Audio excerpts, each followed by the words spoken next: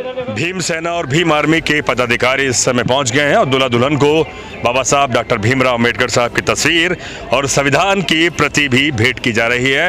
यानी कि एक क्रांति का प्रतीक है और इस गांव में पहली बार एक घोड़ी पर बैठकर दूल्हा आया है। हमने एक कदम बढ़ाया, एक कदम आपने बढ़ाया, ये सब लोग आपके कदम के साथ कदम मिलाकर खड़े हो गए ना। आगे भी किसी भी प्रकार की कोई परेशानी होती है, किसी भी प्रकार की, आप समाज को याद कीजिए, समाज आपके साथ हमेशा खड़ा है। आप एक बार कॉल करो, बताओ। ठीक है साहब, हर टाइम आपके साथ खड़े हैं। ये सामाजिक जो संगठन के जो लोग हैं, ये आपकी वजह से कि आपने एक कदम बढ़ाया और आपके कंधे से कंधा मिला करके खड़े हो गए। मजाल किसी की कोई हमारा विरोधी अब हमारे खिलाफ खड़ा हो सका नहीं, किसी की हिम्मत नहीं है, क्योंकि इस संविधान से बढ़ करके इस देश में कोई ताकत नहीं है। इस संविधान से बढ़ करके इस देश में कोई ताकत नहीं है। इस संविधान की बदौलत आज इस गांव के अंदर पहली बार अनुसूचित जाति का व्यक्ति जो दूल्हा है वो घोड़ी पे चढ़ा है। इस संविधान की बदौलत आज भी देश के अंदर बहुत सी घटनाएं घटित होती है, उन पे लगाम, उन पे शिकंजा कसा जाता है इस संविधान की बदौलत। ये बाबा साहब डॉक्टर भीमराव अम्बेडकर जी के इस संविधान की बदौलत। और आप सभी साथियों से मैं यही कहना चाहूंगा, हम लोग चाहे कितने भी गुट में बट जाएं, हमारे घर परिवार में कितने भी अनबन हो, लेकिन जहां सामाजिक भाईचारे की बात हो वहां पर अपनी यूनिटी, एकता को दिखाएं, ताकि जो हमारे विरोधी लोग हैं उनकी हिम्मत ना हो सके हमारे लोगों पे आंख उठाने के लिए। जय भीम, जय भीम, बाबा साहब बाबा साहब जय भीम, जय भीम, जय भीम। बहुत बहुत शुक्रिया रवि, आपसे हम बात करेंगे। बहुत अच्छा लगा, संविधान की ताकत और संविधान के मूल अधिकार के बारे में अभी आपने बताया, और वाकई संविधान की ताकत है जो आज साजो सम्मान से आज ये बारात घोड़ी पर बैठकर दूल्हा आए हैं। और ये मैंने जब गांव के लोगों से बात कर रहा था तो ये अपने आप में वो कह रहे थे कि पहली बारात है जो घोड़ी पर आई है। अब बात करते हैं भीमसेना और भीम आर्मी के पदाधिकारियों से। बिल्कुल लगातार हम इस गांव की तस्वीर दिखा रहे हैं। जब मैं महिलाओं से, पुरुषों से बात कर रहा था तो वो कह रहे थे कि पहली दफ़ा कोई दूल्हा घोड़ी पर बैठ कर आया है और डीजे पर नाचते गाते हुए बारात आई है। नहीं तो बीच गांव में वहीं पर बारात को रोक दिया जाता है और पैदल चलकर आता है। मेरी गुर्जर समाज के लोगों से भी बात हुई। अभी यहाँ पर भीम सेना और भीम आर्मी के पदाधिकारी हैं, जागरूक हैं। जहाँ कहीं भी इस तरह की अप्रिय घटना और जब दलित समाज पर हमला होता है तो उसकी पूरी सुरक्षा देने के लिए तमाम पदाधिकारी जो पूरा अपने जीवन को बलिदान करके हम लोगों की सुरक्षा कर रहे हैं, इनके लिए तालियां बज जाए। पहली बात तो आसान नहीं है, आसान नहीं है। ये भी अपना सुरक्षित जीवन जी सकते हैं, ये भी बहुत अच्छा करियर बना सकते हैं। जहाँ एसी में रहते हैं और बड़े कांच के ऑफिस में बैठकर ये भी कुछ काम करते हैं, लेकिन यहाँ आपके गांव में आते हैं। इनके लिए मैं इनके लिए शुभकामनाएं देता हूँ और जय भीम कहता हूँ। रवि, मैं हर बार आपको देखता हूँ 2 अप्रैल को बहुत लाखों लोग जयपुर में पहुंचे थे। यही सवाल थे कि गांव ढाणी में लगातार हमले हो रहे हैं और लगातार हमारे बहन बेटियों पर हमले हो रहे हैं, क्या कहेंगे प्रशासन से आप? देखिए, जैसा कि 2 अप्रैल को SC/ST महापंचायत जयपुर में रखी गई थी, आज हमारे लोगों के ऊपर आए दिन अत्याचार होता है, हमारी बहन बेटियों के साथ में अत्याचार होता है, हमारे लोगों को इस कदर प्रताड़ित किया जाता है, जातिगत रूप से उनकी हत्या कर दी जाती है। तो जाति का जो दंश हम लोग झेल रहे हैं, आज हमारे समाज जो झेल रहा है। देखिए, आज ये ग्राम तिलकपुर है, इस तिलकपुर में देखिए विडंबना देखिए इस गांव की, इस देश के अंदर हमारे समाज के लोगों की, कि आज पहली बार अनुसूचित जाति का व्यक्ति घोड़ी पे चढ़ा है। पहली बार आया, पहली बार SC का दूल्हा, पहली बार इतिहास में पहली बार आज घोड़ी पे चढ़ा है।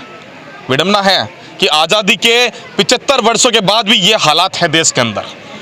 इस राजस्थान के इस अलवर जिले की बात कर रहा हूं मैं, आज यहाँ यह हालात है। और राजस्थान में कई क्षेत्रों के अंदर ये चीज़ देखी जा सकती है। बहुत सी जगह ये विवाद, इस तरह के विवाद, कहीं कहीं गाँव के अंदर सार्वजनिक पानी की टंकी से अनुसूचित जाति के लोगों के द्वारा पानी छुए जाने पर मारपीट की जाती है। छोटे बच्चे के द्वारा हाल ही में जालोर कांड हुआ कि इंद्र मेघवाल को इसलिए मार दिया जाता है कि उसने स्कूल के अंदर पानी की मटकी को छू लिया। भाई जितेंद्र पाल मेघवाल की हत्या इसलिए कर दी जाती है पाली के अंदर क्योंकि वो मूछें रखता है। अच्छा, हमारे लोग घोड़ी पे बैठते हैं, अच्छे कपड़े पहनते हैं। आज हम लोग मर्सिडीज ऑडी में घूमते हैं, तो लोगों को ये चीज, जो जातिवादी जो मानसिकता के संकीर्णता की जो मानसिकता रखते हैं ना जो लोग, उनको ये चीज भाती नहीं है। वो नहीं चाहते कभी भी कि अनुसूचित जाति जनजाति के लोग हमारे बराबर बैठे हैं। वो नहीं चाहते ये चीज़ें। आज ऐसे हालात बने हुए हैं राजस्थान के अंदर, हमारे कितने एमएलए एमपी बैठे हैं संसद विधानसभा के अंदर, लेकिन एक भी जो आरक्षित सीटों से हमारा प्रतिनिधित्व करने वाले जो जनप्रतिनिधि विधानसभा में और संसद में बैठे हैं, एक विधायक ऐसा नहीं है जो आवाज उठाने का काम करता हो। 2 अप्रैल को जो महापंचायत हुई उसके अंदर बहुत से लोगों का गुस्सा था, दर्द था, जो कि मंच के माध्यम से दिखा भी है, लोगों ने दिखाया है, और जहां पे उन कैबिनेट मंत्रियों को वहां से उतार करके वहां से रवाना भी किया है। ये चेतावनी है, ये चेताया है सरकार को कि आने वाले 2023 के जो चुनाव होंगे, ये अनुसूचित जाति जनजाति के लोग जो आज जाति का जो दंश झेल रहे हैं, जो अत्याचार सहन कर रहे हैं, इसका जवाब हम चुनावों में देंगे। इसका जो जवाब है इसका हम चुनाव में देंगे।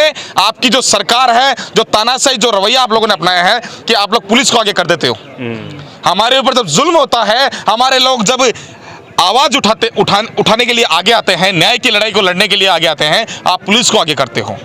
और जो न्याय कर रहे जो आंदोलनकारी है, धरना प्रदर्शन जो करते हैं, हमारे जो साथी हैं, सामाजिक कार्यकर्ता है, भीम आर्मी, भीम सेना के सैकड़ों कार्यकर्ताओं को आप लोग जेल में डालने का काम करते हो। ये जो तानाशाही रवैया है, इसका जवाब हम 2023 में देंगे। ये महापंचायत में तय हो चुका है। और आज यहाँ पर आकर के एक समाज ने जो एकता का परिचय दिया है, बहुत बहुत धन्यवाद आप सभी साथियों को, बहुत बहुत धन्यवाद। इसी तरीके से एकता का परिचय देते रहें। किसी की हिम्मत नहीं होगी आपके समाज के ऊपर आग उठाने की। अपने समाज की ताकत आप लोग खुद बनाइए, किसी की हिम्मत नहीं होगी, क्योंकि देश में संविधान से बड़ा कोई ताकत नहीं है, संविधान से बड़ी कोई ताकत नहीं है। बहुत शुक्रिया, जय भीम, शुक्रिया। मैं फिर कहूँगा कि ये वो लोग हैं जो लगातार उन हमलों का, उनके जो हमले हैं उनका शिकार होते हैं, लेकिन उसी तरह से हाथ में जो ये नीला पट्टा है, ये जय भीम का पट्टा है, और उसी ताकत से उस घर वालों को सुरक्षा प्रदान करते हैं। प्रशासन का भी धन्यवाद देना चाहिए कि प्रशासन वक्त पर चेता, अन्यथा स्थिति बहुत बड़ी अप्रिय घटना हो सकती थी। हम लगातार लोगों से और बात करेंगे। सुरेंद्र, आखिरी कम शब्दों में बताएं, जब आपको ये सूचना मिली तो क्या आपको महसूस हुआ और बहुत जल्दी आप यहाँ पर आए? जी, जब हमें सूचना मिली तो हमें ये काफ़ी जगह जो हमारे साथ ये हो रहा है, और जो अब भी आज आज़ादी के 77 साल बाद भी अगर आज ये स्थिति है, तो देश, जब हमें देश का संविधान ने सभी को बराबर का अधिकार दिया, उसके बाद भी मनवादी ताकतें इतनी हैवी है। और उसके लिए मैं सभी नौजवान साथियों से एक ही चीज़ कह रहा हूँ कि आपके पास जो हथियार है इस टाइम, एकता की जगह, और दूसरा उसके साथ साथ शिक्षा का भी जो अभाव है उसको पूरा करोगे, क्योंकि जब तक आप शिक्षित नहीं होगे तब तक आप किसी से सवाल नहीं कर सकते, और जब तक सवाल नहीं करोगे तब तक आपके साथ ऐसे अत्याचार होते रहेंगे। लेकिन जिस दिन आप पढ़ लिख के और आगे बढ़ोगे, और इसी तरह से जब लोगों के सामने सवाल करने लग जाओगे, उस दिन आपके सामने कोई भी मनवादी ताकत, कोई भी ताकत आपके सामने नहीं टिक पाएगी। तो हमारे समाज को सबसे ज़्यादा इस टाइम जो ज़रूरत है वो शिक्षा की है और एक संगठित की है। आज जो आप लोगों ने सब साथ मिलके और एकता का परिचय दिया, इसी तरह आप सभी एक कॉल के ऊपर एकत्रित होते रहे, और समाज के अंदर जो हो रही बुराई है, जितनी भी बुराई, उन बुराइयों को ख़त्म करने के लिए हमें सभी साथियों को एक साथ एकजुट रहना पड़ेगा। सभी साथियों को मेरा क्रांतिकारी जय भीम। रवि, एक सवाल आपसे, एक सवाल, कभी आप जो जितने भी लोग यहाँ पर हैं, कभी आपने सुना और देखा कि मुस्लिम समाज के लोगों ने किसी दलित समाज के दूल्हे की बारात को रोका हो? कभी देखा, आपने सुना कभी मुस्लिम ने? और देखिए, वो लोग हिंदू ही हैं, अपने आप को हिंदू कहते हैं, और ये भी हिंदू ही हैं, लेकिन सवाल यह है कि हिंदू की बारात को नहीं निकलने दे रहा। क्या ये किस तरह का हिंदू है भाई? देखिए, जो ये जाति व्यवस्था जो हमारे ऊपर थोपी गई है, और हमें हिंदुत्व का जो चोला हम लोगों पे ओढ़ा रखा है, अगर हमें हिंदू ही मानते, एक ही धर्म का व्यक्ति मानते, तो शायद हमारे साथ अत्याचार नहीं होता, भेदभाव नहीं होता, ऊंच नीच का व्यवहार नहीं होता। लेकिन कहीं ना कहीं ये कुठाराघात है, कुठाराघात है उन लोगों के अंदर, उनकी मानसिकता है उनके दिल और दिमाग के अंदर कि हम लोगों को हजारों सालों से हमें प्रताड़ित किया गया, जाति के नाम पर हमें नीचा दिखाया गया, हमें नीच बताया गया। हमारे लोगों के साथ में जो अत्याचार हुआ है वो जातिगत के आधार पे हुआ है। अगर देखिए, मैं उदाहरण देता हूं, अभी कन्हैयालाल दर्जी वाला एक मैटर हुआ था, जिसमें आरोपी मुस्लिम समाज से थे। बहुत जल्दी कार्रवाई होती है, मुख्यमंत्री जी तुरंत प्रभाव से मौके पर उदयपुर पहुंचते हैं, पीड़ित परिवार से मिलते हैं, उनके 2 बच्चों को दोनों को सरकारी नौकरी 50-50 और 50-50 लाख रुपए 1 करोड़ का मुआवजा तुरंत प्रभाव से उसकी घोषणा कर देते हैं। लेकिन ऐसी ही न जाने कितनी घटनाएं जालौर में हमारे इंद्र मेघवाल अभी एक घटना हुई हमारे क्या नाम है इसका उदयपुर बाड़मेर के अंदर, बाड़मेर। उदयपुर में कई घटनाएं हुई, पाली के अंदर घटनाएं हुई। रोज रोज हमारे समाज के व्यक्ति की हत्या कर दी जाती है और हम जब न्याय की मांग करते हैं तो हमारे साथ ना तो कोई हिंदुत्व जो संगठन चला रहे हैं, वो लोग जो सर्व समाज की बातें करते हैं, हिंदुत्व की बात करते हैं, वो हमारे साथ कहीं भी नजर नहीं आते। तो बड़ी विडंबना है इस चीज की, बड़ा दुख होता है। आज भी ये जो गांव है, इस गांव के अंदर इस परिवार के साथ में, चाहे आप इसे दबा कुचला कह लीजिए, चाहे दलित कह लीजिए, चाहे हक अधिकारों से वंचित, क्योंकि ये जब तक वंचित है, जब तक ये जागरूक नहीं है। जिस दिन जागरूक होगा ये वंचित भी नहीं कहलाएगा, ये दलित भी नहीं कहलाएगा, ये दबा कुचला भी नहीं कहलाएगा। लेकिन क्या गांव के कितने समाज के लोग जो हिंदुत्व की बात करते हैं, कितने लोग साथ में हैं? मैं पूछना चाहता हूँ। ये विडंबना है कि हम लोग जातिगत रूप से हमारे साथ भेदभाव किया जाता है, जातिगत रूप से प्रताड़ित किया जाता है। ये विडंबना है। अगर हिंदू ही समझते तो हमको साथ लेके चलते, ये जाति जाति का ढिंडोरा नहीं पीटते। बिल्कुल बिल्कुल जी, बहुत बहुत शुक्रिया रवि मेघवाल। और मैं फिर कहूँगा आखिरी में, जो लोग अपनी मूछ का ताव दिखा रहे हैं, तो कम से कम जो लोग दलित समाज की घोड़ी को नहीं चढ़ने देते बारात को, वो लोग अपने संवैधानिक अधिकार बचाएं, अपने आरक्षण को बचाएं। EWS 3 दिन में 10% लागू हो गया। गुर्जर समाज के 80 लोग मर गए। SW जो उनका स्पेशल जो SBC आरक्षण है वो नहीं मिल पाया ढंग से। अपने अधिकारों को बचाएं। ये तो क्या घोड़ी पर नहीं चढ़ने देना, मूछ ताव देना, जिस तरह से एक समाज के पूरे रजवाड़ा चला गया, मुझे लगता है आने वाले समय में उनका भी ये जो जमीन है वो भी बिक जाएगी इस कोर्ट कचहरी के चक्कर में। तो महेश वर्मा इतना ही कहेगा डेमोक्रेटिक भारत के माध्यम से।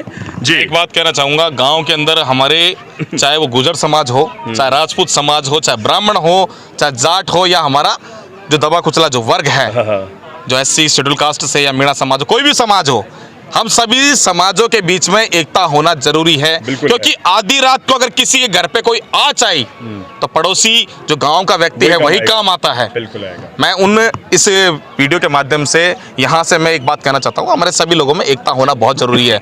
और धन्यवाद देता हूँ हमारे भाई जो शेर सिंह जी हैं यहाँ से लक्ष्मणगढ़ से, तुरंत मौके पर सूचना दी, पीड़ित परिवार से मिले, और तमाम जो सामाजिक कार्यकर्ता आज जो यहाँ पहुँचे हैं उन सभी का तहे दिल से धन्यवाद। और पुलिस प्रशासन का बहुत बहुत धन्यवाद आप सभी का। बहुत बहुत शुक्रिया। देखते रहे डेमोक्रेटिक भारत। मैं डॉक्टर महेश वर्मा।